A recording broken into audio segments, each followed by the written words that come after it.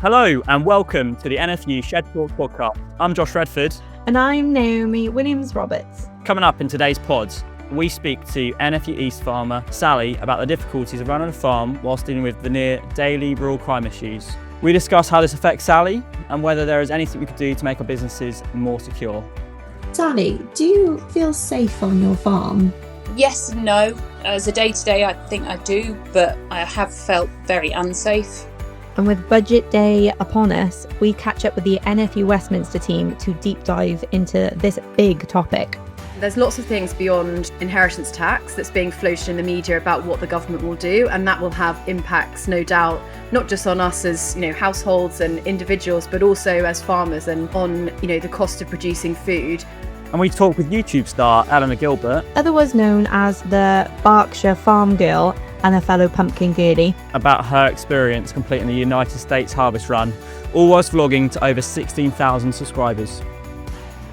We completed the 2,000-mile harvest, which was travelling from Texas all the way up to North Dakota a month ago, and now we've just finished the fall harvest.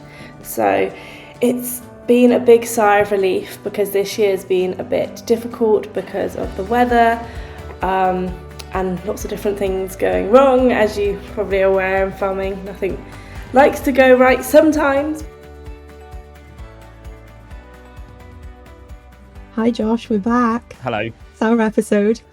Before we jump in to our jam-packed episode, I have a bit of a concern about the last episode with Bizzer and Oak. Go on. I found Biz's joke about the pumpkins quite offensive. I think pumpkins should be taken a lot more seriously. As a pumpkin grower in Wales, it's no laughing matter. I've come out the other side of October and it's like I've got PTSD. You said pumpkins aren't just for October; they're for other months of the year too. No, I'm quite glad that they are completely restricted to the month of October and that I don't have to see another glowing orange fruit for another 12 months. But no, Bizza really does need to respect her dad's pumpkin seeds a lot more than she did. It's an outrage that she got them muddled up. It genuinely it stressed me out listening to that, to be honest. I can only imagine the carnage it caused. Anyway, now let's jump into everything, shall we? Let's go. Now we've got that out of the way.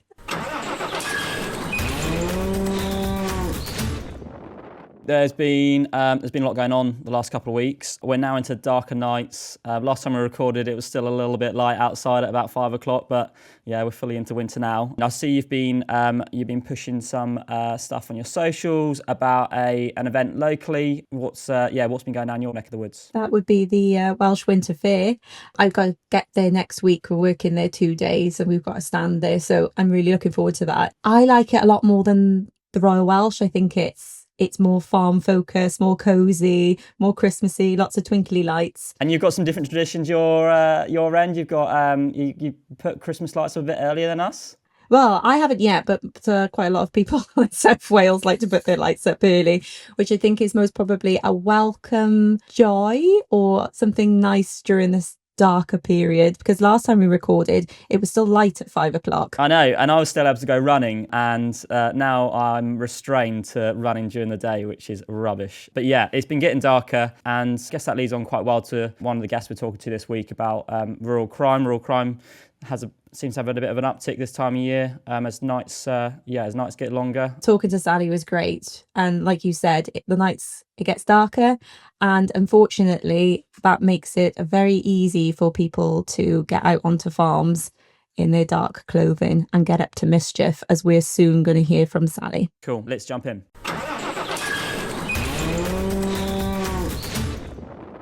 So, Sally, can you just give us a real quick introduction? Yeah, I'm farming on a mixed farm down in the southeast, sort of on the outskirts of London, which means we have a lot of people around us, basically. And on the aspect of rural crime, it affects us on a daily basis, but actual criminal incidents, I'd say, it affects our daily working life. We were having a catch up beforehand, and I know that you had an attempted burglary on farm, and you've also confronted some people trying to dump waste on your land, a bit of fly tipping. both scary situations. Can you just talk us through that quickly? Yeah, so the most regular criminal incidents we see is very much fly tipping. So we get, certainly just on the roads around us, not even including our own farm, then that's very regular. But on our own farm, you can't leave a gate open, basically. If you leave a gate open during the day, you make sure you're locking that at night, because if a gate is left open for more than 24 hours, then someone will be reversing their transit in there and chucking everything out. So that's sort of the regular pressure, as it were. So that was actually the reason that we had the altercation with the guy who had attempted to fly tip on us. I say attempted because he'd been disturbed by my dad as my dad was driving back up the farm track. So he'd only actually dumped like bags worth of wood chip, and obviously wood chip itself wouldn't be a problem, but it's not normally just wood chip, it's whatever else they want to put underneath it. What is the response if you do come in contact with the people that are causing the damage to your land? Are they aggressive or? It was extremely aggressive. I think he was on the back foot because he'd been caught out. He wasn't expecting to have been disturbed, as it were. So he had heard Dad driving up the track and stopped dumping and gone to drive out, which is when I'd then overtaken him and said, "What are you doing?" And he was not happy. And he was extremely aggressive. He was using terrible language. I had my then 6-year-old daughter in the car, and she was very upset by it all. We went to go back around once after he went to go on his way. We went to go back around to look in the gateway, because his argument was, there's nothing there. Well, he was attempting to flight it. We'd just disturbed him in doing it, and he was right. All there was a little pile. But because of the fact that I'd gone back around to see, he was then back in the gateway filming, and he then came back and was then very threatening, saying, if you put me on social media, I'll come back and there'll be nothing left. So it sounds like there's a massive emotional cost to it. You just named 3 members of your family that were affected, and your little girl. I've got a little girl that's 6 as well. It's not a situation that you want to have to put them in. What is the financial impact on farm? So we sort of absorb the minimal losses, as it were. So the everyday loss of when you're getting gates cut, padlocks cut, gates bent, and that type of thing. We're the ones who will absorb the financial loss, because we'll just go and fix the gate. You'll just buy a new padlock. You'll fix a bit of wire that they've cut when they've come in to do hunting. There's a lot of dog hunting and stuff like that, hare coursing and chasing deers and things. Obviously, if it's a big piece of machinery that someone's stolen, which, we've had a combine that was set alight sort of 20 years ago. We've had a barn that was set alight 10 years ago. Those costs, obviously, you're going to go through your insurance company. But the little costs, the everyday costs, almost that's stuff we absorb. When it comes to clearing up the rubbish, if it's on our land, we're the one who has to pay for that disposal. What I actually do now is, since I had the incident with the guy who was fly tipping, I need to look after myself, and I need to look after my family when it comes to our mental health. So now I try and almost reframe it. So my new mantra when it comes to the fly tipping is, what can we use from it? Whatever they've dumped, is it something that I can actually make use of? With an example of that being the cannabis waste that we get dumped on us. So I'd say once every 6 months we get the end of harvest waste.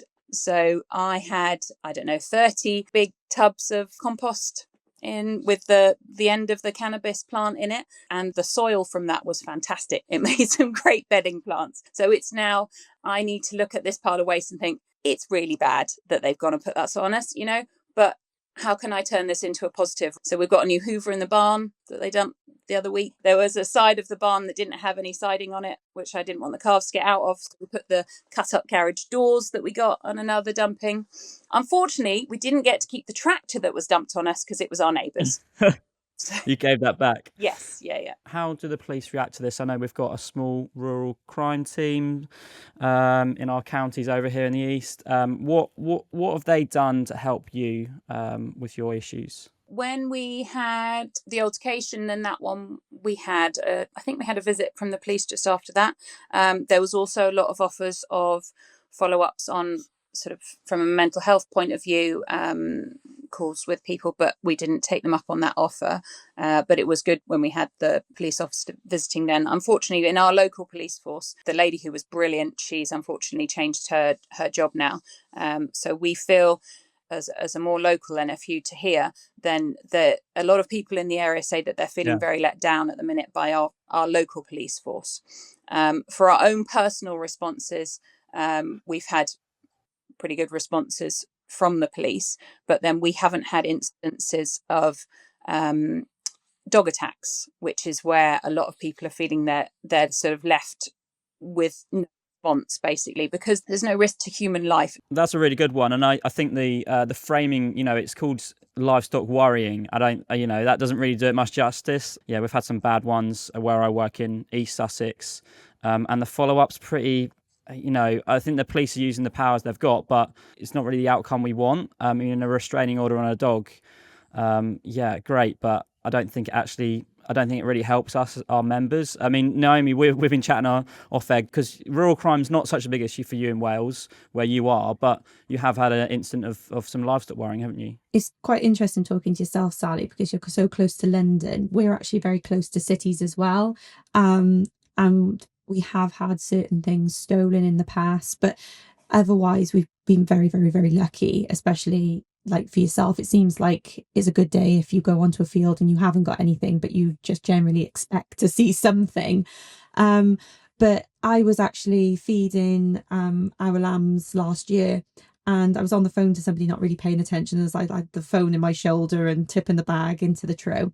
And all of a sudden something whipped in the corner of my eye, and I was like, oh, it's a badger. Actually, there was a badger walking across the field, but that's by the by. It was a dog. And I was so shook up. I was like, why is this dog? Where is it just come from? Expecting to see the owner run down the field waving frantically, but no one was there. And I don't have a gun.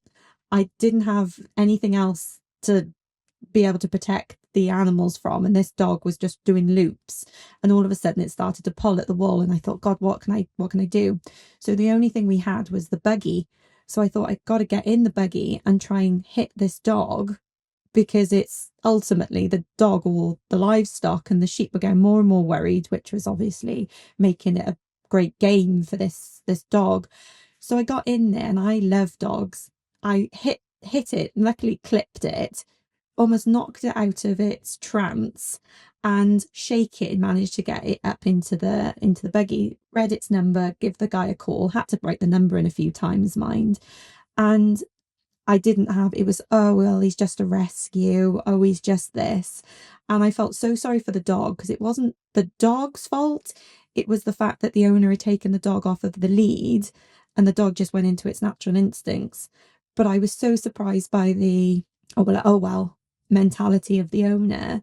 But I didn't realise how I would feel until it happens to you. But you mentioned about the police and potentially a lack of resource almost, or almost a change of head, that when you get somewhere with somebody that they move. Again, me and Josh were chatting about how sometimes farmers feel that they've got to take things into their own hands. I know you're in a rural crime WhatsApp group. Has that helped you at all, create that support, that network, maybe flag issues in certain areas so you can better protect things on farm? It's unfortunately our WhatsApp group feels like it's gone a bit rogue at the minute. It was set up with the best intention, and when the local policewoman was there, who was very active in the area, it was great. People put things on there and they felt that they got a response quite quickly, whereas now, because there's no active management from the police on there, it goes very negative quite quickly. So people feel that if they have any problem, they're not going to get any response back, which probably isn't completely true, but it's how everyone feels. And once you have one person feeling like that, it sort of impacts everything else.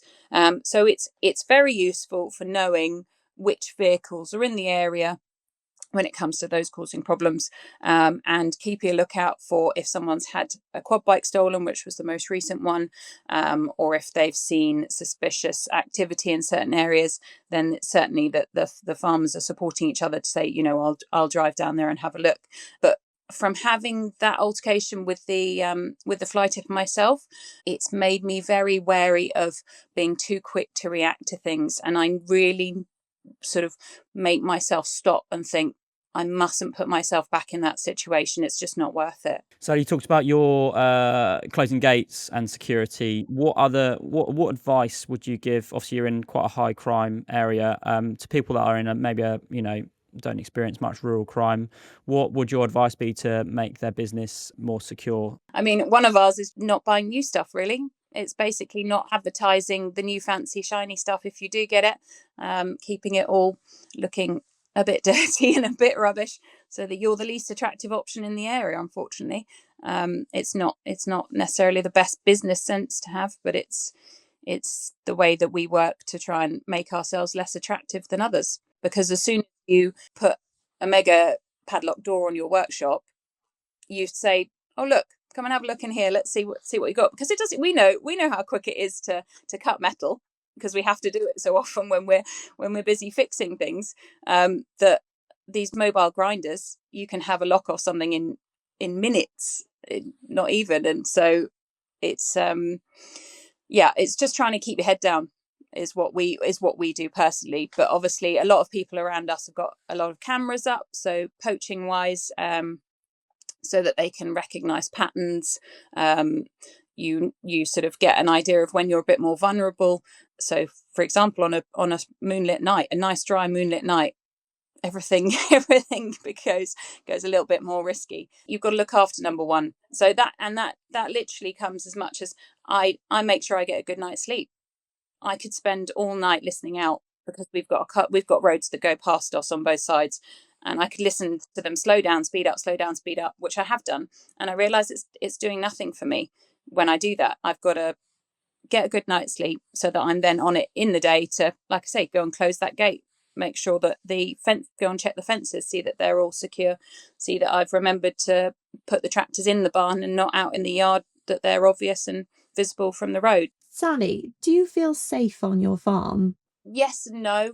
As a day-to-day, I think I do, but I have felt very unsafe. Yeah. The attempted theft, so that one, Dad had disturbed them. That was in the middle of the night. They're driven in to look to see if they could actually steal any fuel, I think was their main aim.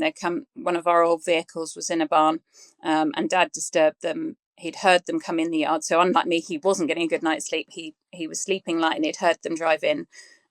This years of dairy training, waiting to listen for cattle getting out, basically. He had heard them come in, and he shone the torch out, very bright torch, shone it out the window at them and shouted. And apparently that's one of the also good things to do is make yourself loud. They don't like noise. So if you're busy blaring your horn or shouting at people, from a distance, it makes attention drawn to whatever it is that they're doing. So on that one, the police were very quick there. But, for the next few weeks after that, I was then having sleepless nights thinking, oh God, is someone driving in the yard?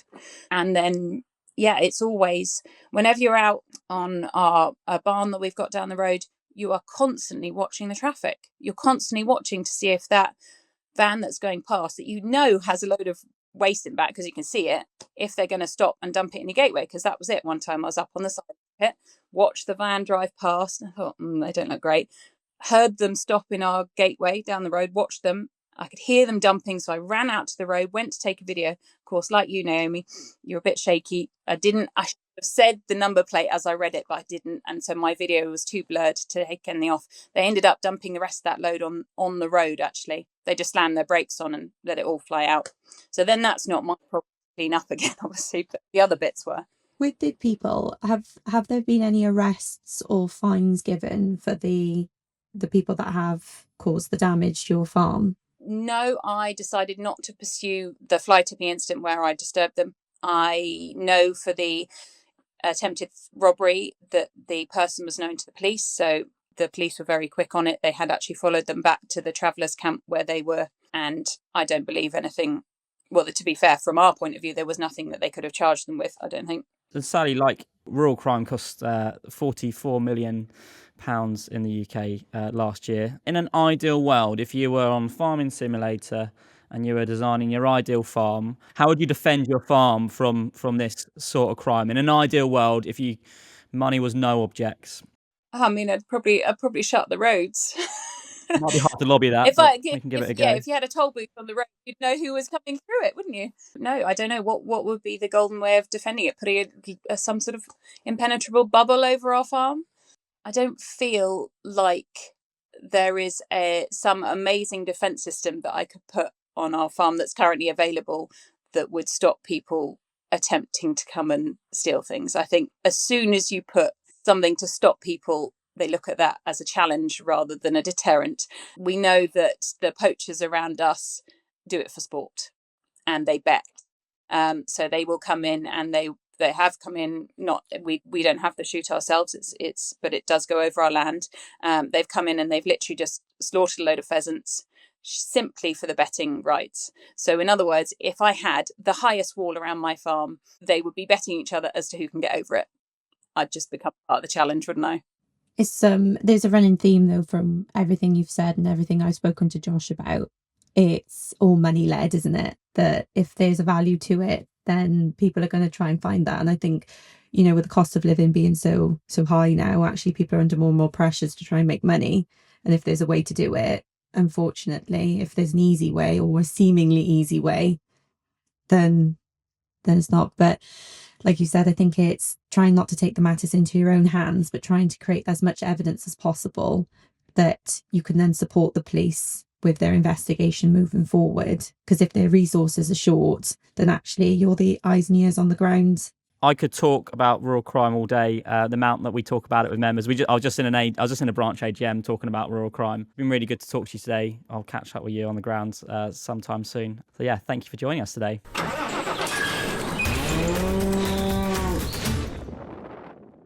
That was a good catch up with Sally. One thing we didn't touch on was hare coursing. Bit of an oddity for you, but big down here, particularly in some of my counties. So yeah, I'm super aware that members are struggling with hare coursing at the moment. It seems to be a bad year for it, and we're doing a lot of work with police locally with that. Do you even have hares down over your end of the country? Unfortunately, because of hare coursing, they are really, really rare.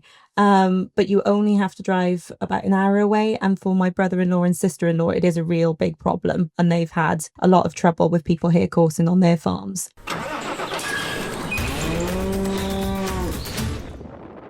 Been a busy couple of weeks in the world of agriculture. Thinking about the news, what's been catching your eye? Well, this is the bit where I'm going to ask you now, Josh, because you're the deep depth of knowledge on policy and news and rural affairs.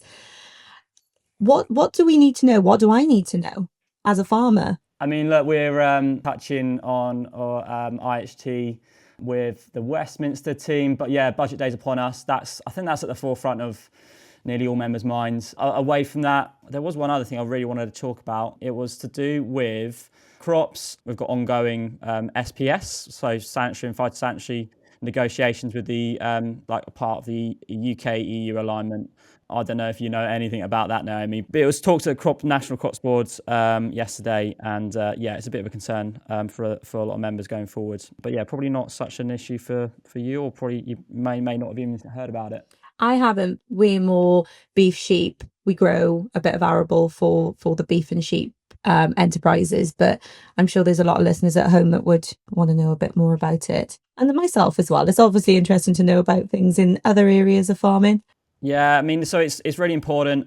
So it's basically we need to realign. Well, the government want us to realign with the EU, and that's to help with trade. And part of that, it's got the potential to affect sort of precision breeding technologies, potentially to access the glyphosate as a pre-harvest desiccant. Yeah, and also we've had the ability since leaving the EU to operate our own plant protection product authorizations, so PPPs, and that's been really good for us to be able to do that. We've got a couple of fungicides and a couple of herbicides. Potentially, if this gets pushed through, we might lose access to. So yeah, really, really important for our arable farmers. And yeah, likely to have effects wider as well. This is clearly a topic that you could talk about for a very long time, but Westminster is calling. And before we jump over to the Westminster team, I just want to say a personal thank you from a lot of the farmers across the UK for all the organisations that have signed the letter urging the MP to rethink the farming tax. So let's go over to them, shall we? Let's do it.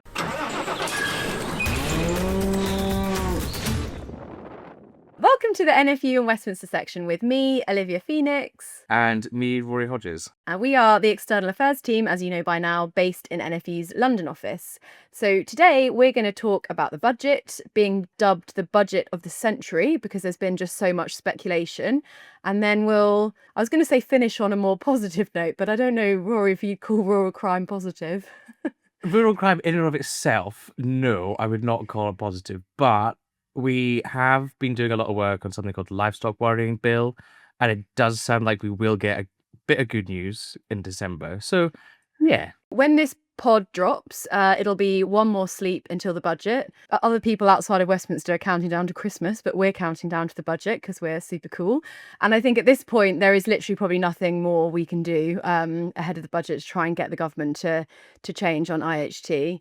Obviously, there is tons of speculation about what is going to be said in the budget, but when it comes to changes on inheritance tax, I mean, I think I'll probably go into early labour with shock if the government does do something on inheritance tax. Maybe pre-Labour as well, go into Labour if she does, because I'll just be so ecstatic. And I think it's important to say again at this point, I really think that there has been nothing else we can do, not just from the NFU, but from MPs, from members. Everyone has made such a strong case. Everyone has pulled out all the stops. You know, we have done absolutely everything. And I think we can feel confident that we've left no stone unturned. It's just we're dealing with the most belligerent and, most intransigent government. So I don't know. What else do you think, Rory? Just for our listeners, should we explain exactly what we've been doing? Obviously, it's been a while. We started this last year. It was last October, 30th October, that fateful day. Over the year, what have we been doing down in Westminster? After our mass lobby in November last year, where we had hundreds of MP meetings and thousands of members in Westminster, we've had meetings on farm, we've had other meetings in Westminster, we've done press conferences, we've kept this issue in the press. Our press team have done a brilliant job of keeping the interest from the public and from the media in our stories, because these cases are so compelling. These are real people, real farms, real businesses that are potentially going to suffer unbelievably. So yeah, we've been keeping up the pressure in that way. In more recent weeks, we've been really leading in on our Labour backbenchers for support. And I think actually probably at this point it's a good thing to say that although we might not get what we want in this budget on this, we don't want to put those relationships up with those Labour MPs in a pile of smoke at the end of that, because actually, there is still things that we can do on the finance bill, potentially very slim chance of hope, but there's a possibility of that, and we need still the support of those Labour MPs. So I want to stress that we need to pick ourselves up, move on, and also make sure that we don't burn those relationships, because not only for this potential next step on the finance bill, but also for all the other things. The government is still going to be in power. We don't have another election until 2029. And there's so many things that farmers need, so many pieces of legislation coming down the tracks, that we need to make sure the group of representatives that the government will engage with and will work with to make things better for farmers. I was having a chat with Scott about this because he was doing his write-up for the NFU in Westminster, and the one statistic that he included, that I'd read it and I thought, that surely can't be true. But he was saying that the NFU... Well, we don't deal with fake news on the NFU. Well, no, he did check it, but he said that we've had 20,000 pieces of press coverage on the family farm tax since we started campaigning against it in October. So I think that figure, more than anything, illustrates the Stakhanovite good word. level of work that's been going into it. So yeah, so the budget will be next Wednesday, and then we'll have the measures that the budget contains won't become law until the finance bill is passed. What sort of time frame are we looking at for that? So it needs to be in place by the start of the new tax year. So that's the beginning of April. So this piece of legislation has to make its way through Parliament before that, and then the King has to give it his signature. So it's got quite a swift progression through Parliament. It's slightly different to normal piece of legislation because, for example, the Lords don't have the opportunity to amend and engage with it. Although that being said, there is a Lords committee that is looking at that. Our president, Tom Bradshaw, has given evidence to that committee, and we've also submitted written evidence to that, and they can offer suggestions on things they think the government hasn't got quite right. And shock horror, they chose inheritance tax to look at for this particular finance bill. So we're hoping that there'll be some constructive recommendations that Lords committee will put forward. But there is the possibility of amendments in the normal way through the House of Commons. But obviously, given the size of majority that the current government has, that is difficult. But it is something we will be looking at. But as I said, until Rachel Reeves is on her feet on Wednesday, that's our main focus. Of course, there's lots of things beyond inheritance tax that's being floated in the media about what the government will do, and that will have impacts, no doubt, not just on us as households and individuals, but also as farmers and on the cost of producing food. Rory, what do you think are potentials that might come out of the budget, or how might we react to that? Having looked at the number of kites that the Treasury seem to have been flying just over the past week, trying to say what is going to be in the budget would be like divining omens in tea leaves. But there are obviously a lot of things that are coming. Food inflation's really high, and a lot of that is to do with the impact of the last budget. So, for example, the increasing of the national minimum wage the last round by about, I believe, 10%. That obviously trickles down, and it does have an impact on the price of your food. So we will be looking at this, going through the budget with a fine-tooth comb. It's not just what the Chancellor says on the floor of the House. It comes out with a massive document afterwards. But we'll have our policy experts going through it line by line just to see what the impact of the budget will be on farmers, just beyond, obviously, the big headline piece of inheritance tax. Yeah. Seemingly no one is safe from Rachel Reeves at this point. Although we could now talk about something that the Treasury doesn't seem to have their tentacles in for now, and that's rural crime. As we said, it's hardly a positive story, but it is something that lots of NFU lobbying is taking place on, and we're making progress on. One thing you mentioned at the start, Rory, was the livestock worrying bill. Dogs have been attacking sheep for generations. But when did our campaigning to get the legislation tightened up begin in earnest, Rory? Take us on that journey. I mean, I think to say that we've been doing this for a very long time, it would be to sort of take British understatement to its most extreme. So we've been covering this since 2019, when we published our election manifesto for that year, Back British Farming, Brexit and Beyond. So that was published in November. The election happened in December, and we've been calling for changes to the existing legislation on livestock worrying. So the piece of legislation that originally made this a crime, to chase livestock or to attack them or, perhaps cause them to miscarry, that was originally passed in 1953. To put that into perspective, rationing ended in 1954. We've had a lot of technological innovation since then that makes it easier to solve crimes, and trends in farming have changed. And so the legislation just needed to be updated to make it fit for purpose. And so we know that this is obviously still a massive problem. So the NFU Mutual's 2025 Rural Crime Report estimated that last year, livestock worrying cost farmers 1.8 million. So that's not a small penny. It's obviously quite a problem. And so we've been campaigning on this, like I said, for a very long time. So we published our manifesto in 2019, and we were lobbying the then Conservative government for what felt like a very long period. And then they eventually published or put forward a bill called the Kept Animals Bill. I think the Kept Animals Bill was thrown out because it had something to do with soldiers' bearskin hats. And it was a bit controversial, and sort of, I remember at the time a minister saying, "Oh, isn't it brilliant that we've thrown this out?" And I said, "No, because we want the livestock worrying bit. Can you keep it separate, please? That's the priority for our members." But obviously, other things got in the way. The bill was put forward in June of 2021. So by that point, we've had a couple of years of badgering the Tory government to get them to do something, and then they published the bill. And it starts to make its way through Parliament. Parliament is prorogued in April 22. The bill's brought back after Parliament returns, and it starts to go through its process again. And then it kind of stalled for a bit, and everyone's looking at it and be like, why has the government not brought this back in months? And then it was in June 2023, they just decided to pull the entire thing. And they cited at the time scope creep, which basically just means the government were worried that the opposition were going to start tacking amendments to it that they would have to vote on, and it would embarrass them. So they just pulled the entire thing. And they did say that they were going to introduce the measures as small individual pieces of legislation. So then we had the then Member of Parliament for Suffolk Coastal, Thomas Coffey. I remember her. She introduced it in it. Former Secretary of State. Yes.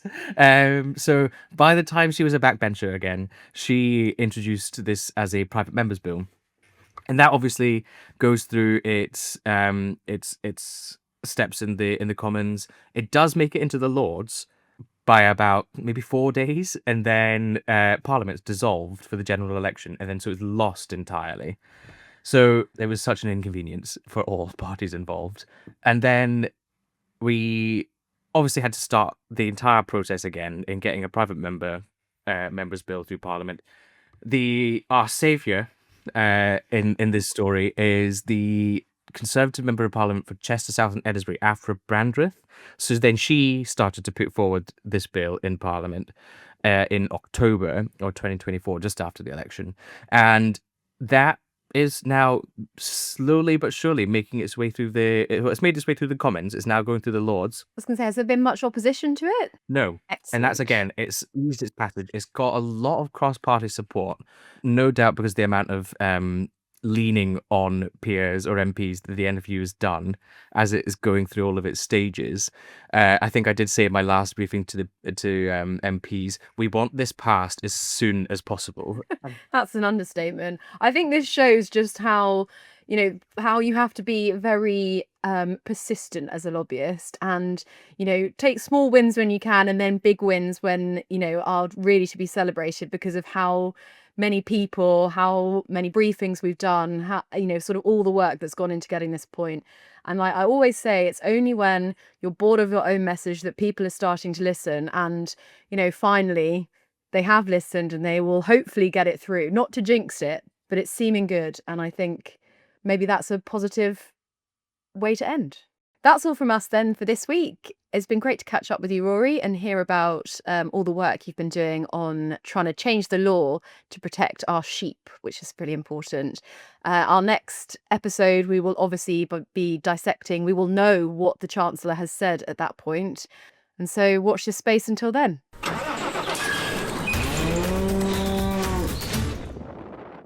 I don't know about you, Josh, but I always think it's fascinating catching up with the Westminster team. Yeah, I was there on Monday catching up with Scott actually whilst making a coffee, and love it. It's a good place to go. Yeah, they're talking about the budget. Obviously, our podcast is coming out one day before the budget, so for some of our listeners, they'll already know what's landed. But for us now, we're still waiting in anticipation. For those who don't know, and correct me if I'm wrong, Josh, but Scott's also got a fantastic moustache. So I like the idea of you two sat around the coffee machine, both there, twiddling your moustaches, talking about IHT. But at the moment, obviously, mental health's a big topic, and male health as well in farming. And we're in Movember. Yeah. So my suggestion for you guys is, as you have a moustache for the rest of the year, could you shave your moustache off and reveal your upper lip for the Movember? I like how Movember was invented, because moustaches were so out, and now they're kind of in. So it has been floated that I should have shaved it off, but I've stuck my guns and it's still there. So yeah, sorry for everyone to continue causing offence with it, but you'll have to put up with it for a bit longer. Anyway, we're talking crop now, so we will go over to our next segment, who is a very ambitious farmer overseas who knows a lot more about crops than I do.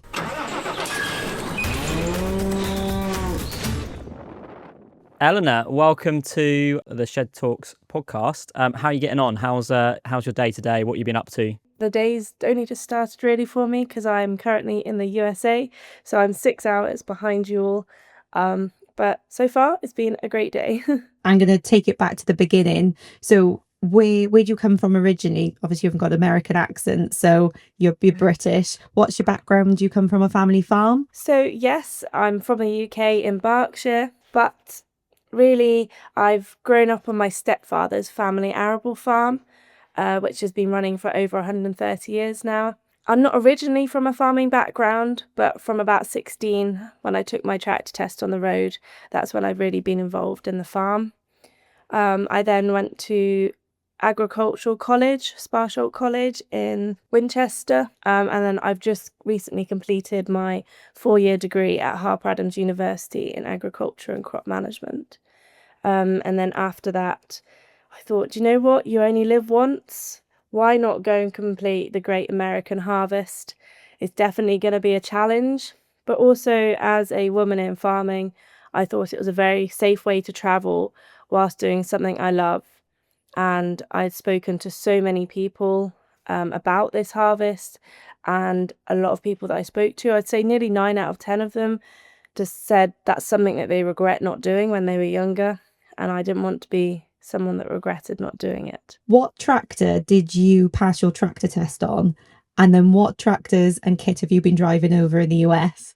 So at home in Berkshire, I passed my tractor test in a John Deere 6155. I am a big John Deere fan at home, but I work for Paplow's Trucking and Harvest in the US, and they are Case people. They love Case machinery. I mean, I'm even sat with a Case IH table and have Case IH bed sheets. Yeah, so they're definitely big fans of Case IH. And I've been running anything from a 340, a 355 to the 8260 combines and the AF9s. So yeah, something a little different. Absolutely massive pieces of kit. We've been checking out your YouTube channel, Berkshire Farm Girl, and there's some really interesting content. It's quite nice to watch it and escape a very cold, damp UK, and you got a big following. So can you tell us a bit more about your content, how you put it together? Yeah, I mean, my first thought is, wow, it must take a lot of time to put that all together. I thought the same thing, how you have the time to do all that harvesting and edit the videos. Like, do you sleep? So going back to my social media, I originally started it up maybe 6 years ago to bridge that knowledge gap between the general public and farmers. And I had a great response from it. People love to see the determination, what goes into food production. You know, it's not just from the supermarket. It takes a lot of work to produce just that 1 grain of wheat, which is the thing that we predominantly grow at home. And I had a lot of uptake from it, and then I started up my YouTube channel, and sort of all a bit of a accident at how I got into it. But I struggled with it a little bit whilst I was at university and college, because I was always in education and I didn't have the content to put out there, apart from when I was at home on the harvest. But now I've come out to the US, I tried to push it as much as possible. I tried to do 3 YouTubes a week, so Friday, Saturday and Sunday. I tried to do 3 posts on all channels every weekend as well. Do you know what? It was tough. It's like a full-time job because I have to film it. So I'd normally give myself a Monday off.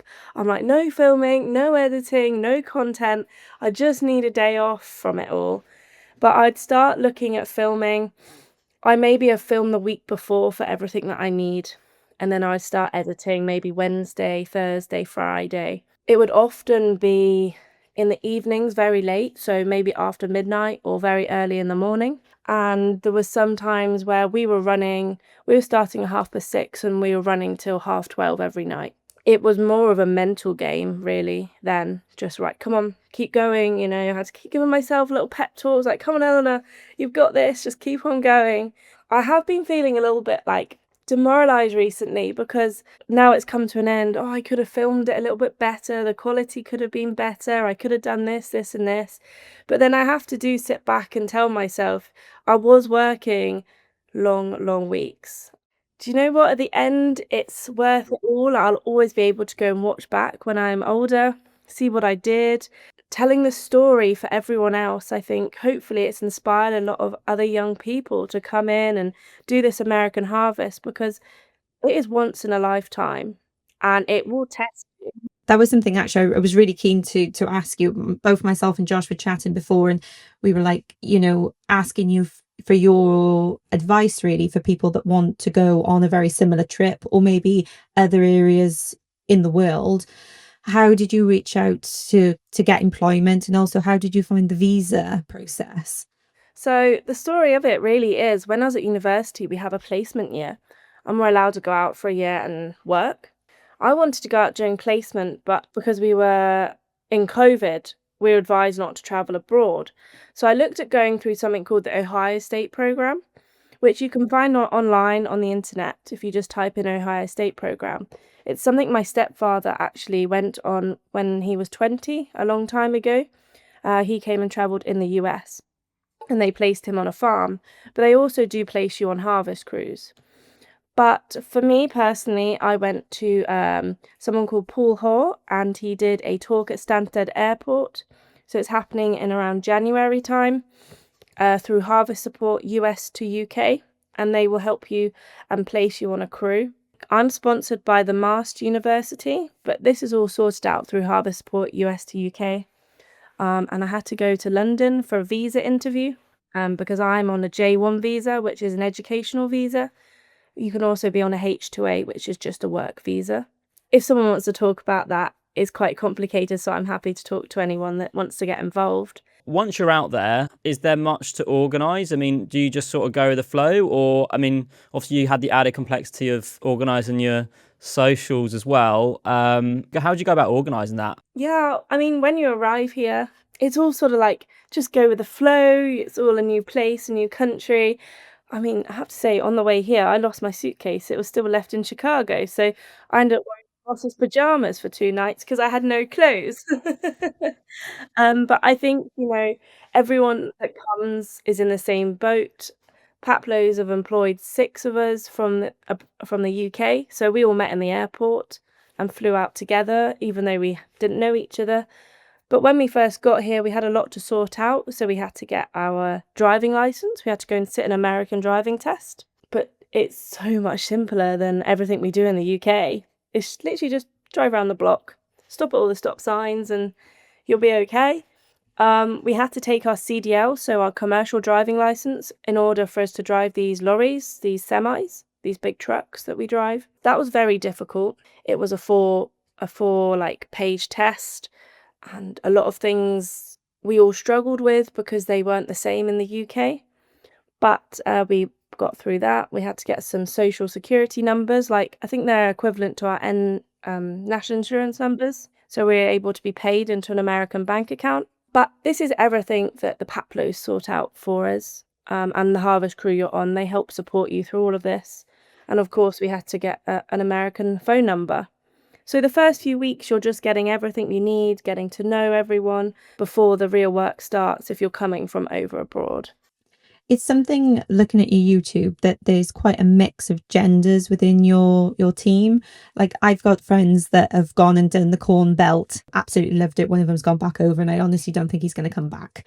So as a woman in farming, are you finding that more people are interested in coming across and, working, like you mentioned, that you feel safer doing that type of route? Do you think that that's becoming more appealing to girls in the UK, or is it just, I don't know, we were chatting about Montana, and I quite like to go over to Montana because of Yellowstone, if I'm frank. But what do you think the appeal is for young people coming off of farms and going over to the US? Yes, do you know what? I've had so many people asking me. I probably have at least 2 or 3 people a day saying, how do we get into this? I'd love to do this. I think before I put it over social media, it wasn't really heard of, the American harvest. I think I'm the first person to document it. So I think it will become a lot more popular maybe now. But we're very lucky. There's a lot of crews that don't employ females. So for me, Paplos was the only really crew that employed females. So I was so lucky to get on this crew. I think a lot of other crews out here have decided that they are also going to employ females now after seeing us girls work for Paul. You're flying the flag, Eleanor. Honestly, you've put your YouTube together to show, I've seen you put your headers on, you're driving these big trucks. You're showing that girls can do it. And you've documented it on YouTube with a following of 16,000. If that's not an advocate for women in agriculture, I don't know what is.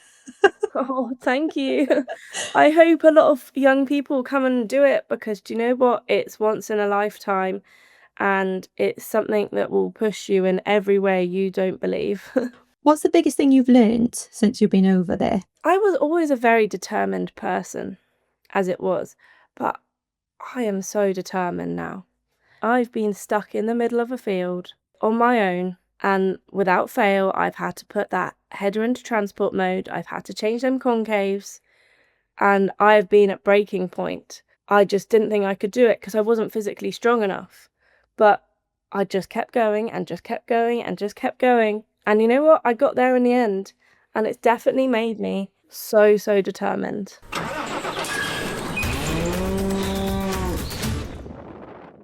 I can't believe that Eleanor's only 23.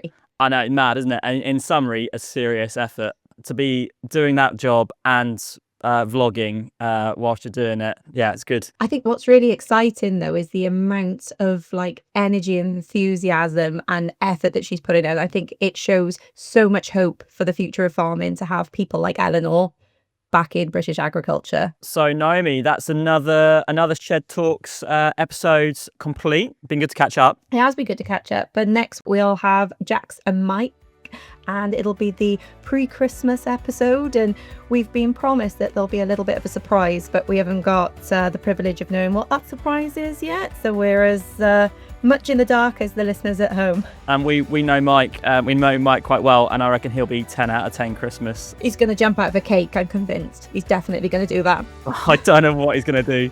There's going to be some recipe involved anyway. So yeah, looking forward to that one. So if you liked this podcast, then like, share, subscribe, tell your fellow farmer friends down at the pub. And if you want to know anything else, it's down in the show notes. Cool. Thanks for joining us, everyone. And we'll catch you next time. See you later. Bye.